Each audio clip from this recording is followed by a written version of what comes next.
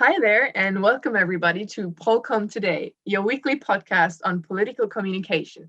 Today, I'm here with Aaron and Johanni. Hey. Hi. They work for NORML, the National Organization for the Reform of Marijuana Laws.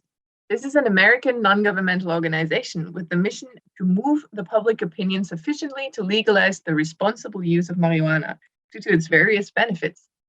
I did a little bit of research and found out that 1 in 7 US adults acknowledges being current marijuana consumers, with 85% of Americans supporting the legalization of medical marijuana. What I found the most striking is that excessive sentences are set for offenders, with over 80% of the arrests being minor offenses like possession, and anti-marijuana laws have disproportionately targeted Black and Latino communities. Yeah, so fighting for the legalization also means fighting against racial disparity. Absolutely. And the costs of these offenses come to about $4 billion annually and are spent on minor marijuana offenses alone. Besides saving at this end, tax revenues from selling marijuana legally are estimated to reach $5.8 billion every year. Due to a lack of regulation, there is also no safety of quality of the product, which increases consumption risks. And moreover, there are several proven health benefits of marijuana, like pain relief, and some even consider it safer than alcohol.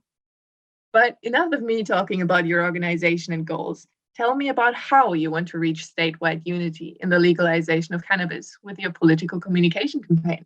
Thank you for this great introduction, Lydia. To achieve our several goals, we have devised a 5-stage action plan. However, before we can start with our communication campaign, we first need some insights for our target groups. For this, we have planned a pre-action stage, which consists of a collaboration with the Democracy Fund Voter Study Group. This organization is specialized in the analysis of voter attitudes and behavior. Once our different target groups have been established, we start with stage 1. First, mobilization of supporters is crucial for the success of our plan. For this, we will send a letter to the editor of the New York Times signed by the organization. The letter will highlight the elements which comprise the foundation of our cause. The second stage then involves direct contacts with elected officials in legalized states, for example, Alex Padilla come to mind. But also in states where marijuana is still illegal, politicians like Stacey Abrams, who are known for their advocacy for legalization, will be contacted. This second stage therefore is focused on getting our cause onto the political agenda. Following stage 2, stage 3 will begin. To further show the legitimization and power behind our demands, further information dissemination, citizen and political mobilization is required. This will be achieved via a social media campaign. Especially Twitter and Facebook's unique affordances will help us with the rallying of our supporters. With the help of micro-influencers and paid adverts, we will attempt to broaden the information spectrum further. Following this relentless information dissemination, the legalization of cannabis will be at least on the public agenda and hopefully noticed by the media and government. The next step then is to project the public agenda onto the media and politics. This will be done with protests. Since we are aiming for federal change, a nationwide protest is ideal to reach the attention of news stations. However, to avoid a singular report by the dominant news outlets, 10 protests will take place one after another. Most influential will be protests in large cities such as LA, New York, etc.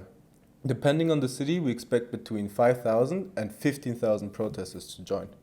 The protests will move symbolically from the west, LA, to the east, culminating in Washington, D.C., directly at the government's front door. To avoid negative framing by the media, we will send press releases to a variety of important national news outlets, such as CNN and the LA Times.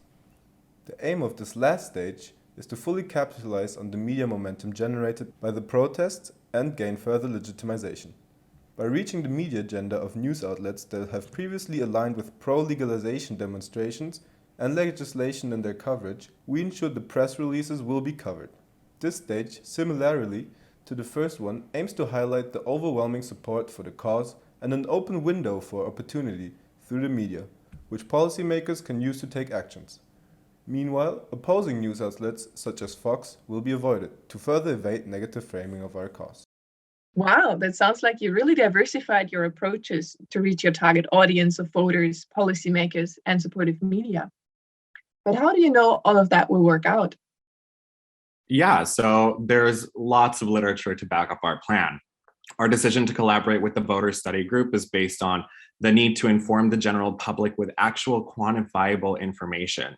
Scholars like Frick in 2016, Lodge and Norderland in 2017 both showed that numerical information establishes increased credibility for us, as well as a performance frame for our messages that will be very beneficial. When it comes to the role of the media, we've cited various scholars in our plan. Sevenins in 2017 inspired us to utilize the informational role of the media with our letter to the New York Times, which has both prospects of catching the attention of the general public as well as that of politicians. Our decision to do politician collaborations is based on a study by Van Eilst and Fliegenthart in 2014, which described the media politics relationship as a tango of sorts. By engaging with politicians like Stacey Abrams, who have a considerable past engagement with our cause and the media outlets we seek to target, we believe they'll make effective dance partners for the media.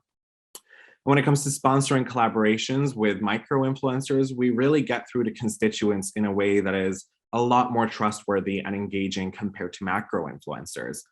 Rakosi et al. In 2018, for example, showed that micro-influencers score higher in credibility and engagement compared to other influencer groups, and as such, we find them to best fit with our goals. Also, an article by Smith in 2008 indicated that this kind of citizen-produced content will increase the likelihood of politically oriented viewership, which is crucial for mobilization. Alongside this, our use of a simple hashtag will increase algorithmically aided visibility while also diminishing what is called orthographic disfluency, which essentially means that a social media post would be too visually complex for proper cognitive processing of information. Valenzuela et al. In 2018 based our decision to focus our communication on Facebook and Twitter, whose unique affordances will allow us to reach not only smaller social circles, but also general constituent groups. When it comes to the organization of protests, Walgrave and Manson's in 2000 showed that media coverage is key for legitimizing these protest actions. Jennings and Saunders in 2019, as well as Wouters in 2013, show that large protest size, check, as well as the characteristic of an older social movement, check, will increase the chances of sustainable media coverage for us. All in all, Harlow's discussion of the protest paradigm in 2020 also led us to make sure that we reach out to the media first, before they can construct a possibly demonizing message, and by protesting peacefully so that our media coverage remains favorable. Thank you so much for your time and effort to show up to the podcast tonight. I am sure I will hear a lot from NORML in the future, because ultimately, cannabis won't legalize itself.